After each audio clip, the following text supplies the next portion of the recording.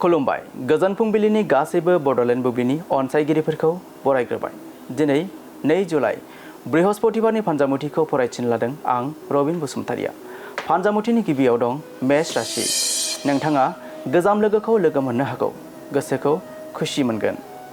बृष राशि, माबा खोथाखौ लानानै बिसि फिसायनि गेजेराव दावराव सोमजिनो हागौ, सांग्रांथि सोलिनांगोन।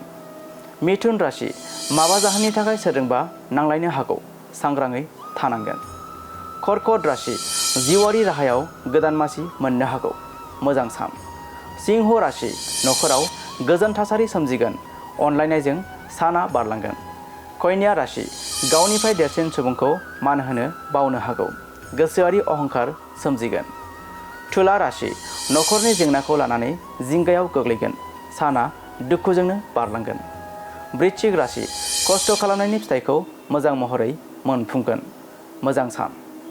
धनु राशि, हरखाबै बेराम आजार सोमजिनो हागौ, जानाय लोंनायाव सांग्रांथि थानांगोन। मकर राशि, समाजारि बिथिङाव मुं गोसारगोन, नोंथाङा मान मोनगोन।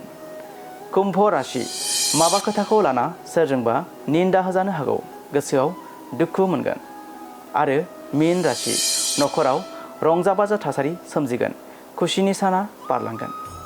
दिनै सानसेनि राशि फरायथिनाया एसेनोसै। आसा खालामो नोंथांनि दिनैनि साना मोजाङै मोजां थांगोन, बेखौ बड'लेण्ड बुब्लि नखरनिफ्राय मिजिंथिबाय। गोजोन्थों।